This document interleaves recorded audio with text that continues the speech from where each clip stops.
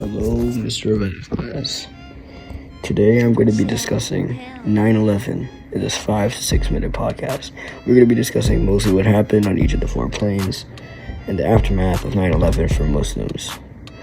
I want to switch it up because I know a lot of people are going to be talking about the rest of 9/11, so I just want to include details on what happened on the plane and stuff like that.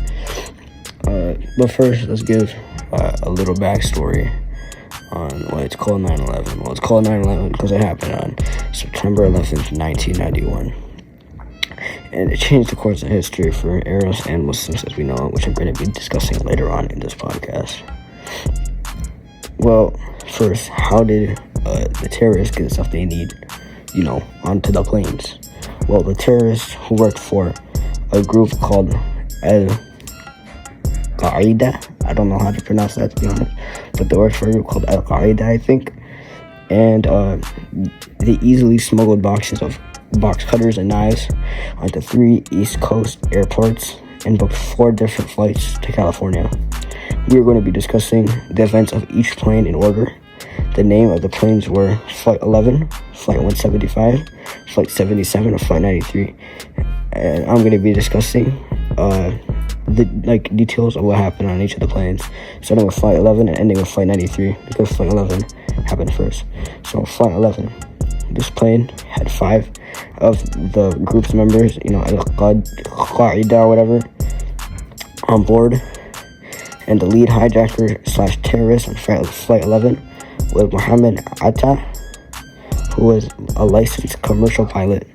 All 92 passengers were killed, as well as 1,402 plus people on the ground when it hit the northern tower of the World Trade Center.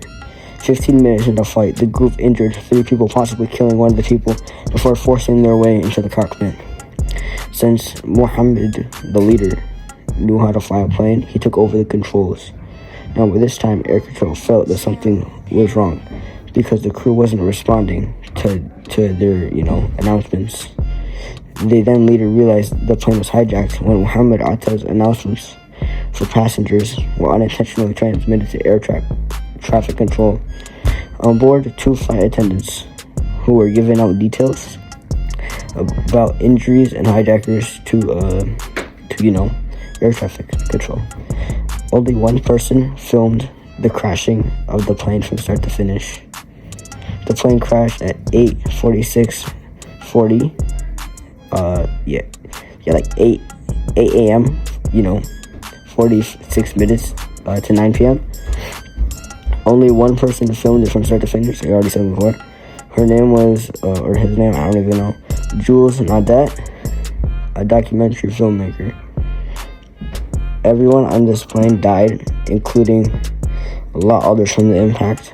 Next up, we got Flight 175.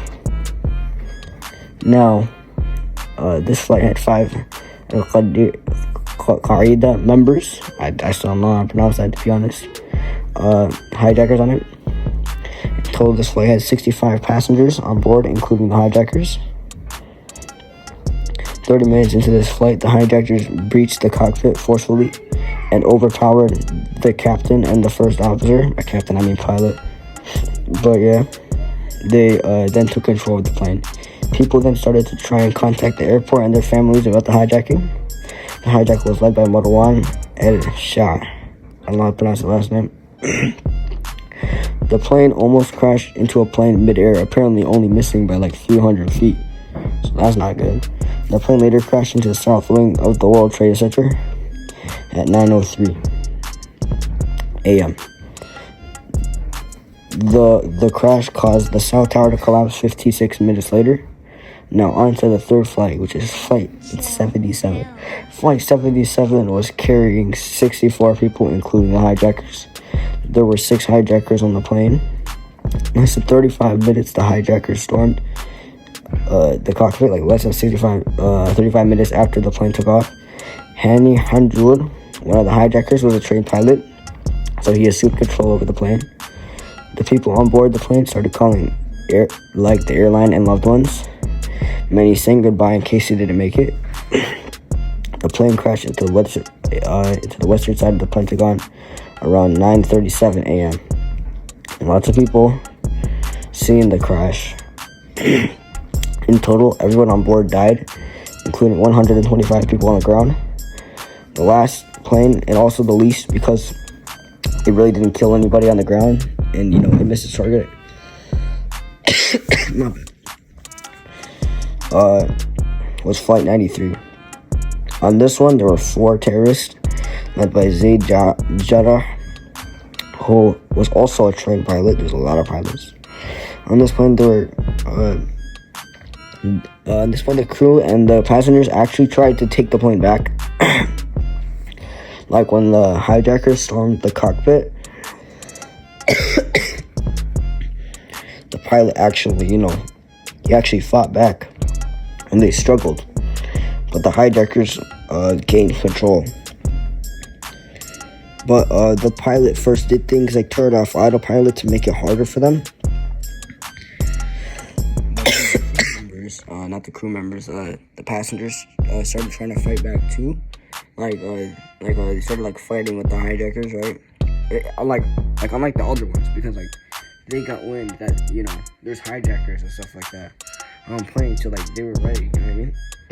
And their plane got hijacked, so they fought back, and in the end, the plane didn't go where the hijackers wanted to go. It actually crashed in a field in Stony Creek Township. And everyone on board the plane died, of course, but no one on the ground was killed. Now, how did it affect Arabs and Muslims? Well, it affected Arabs and Muslims a lot, because a lot of people, know about Arabs and Muslims, right?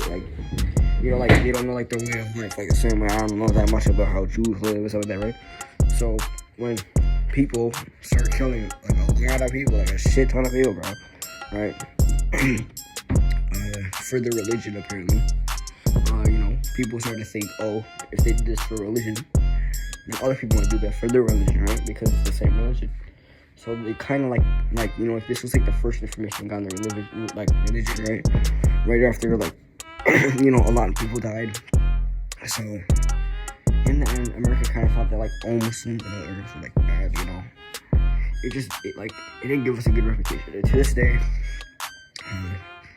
it's we're still getting called bombers and stuff like that, right? It's people who weren't even alive when it happened are being called bombers and stuff like that, you know what I mean? And being bullied, and it's just not cool overall. Well, that's all I got for today. Bye.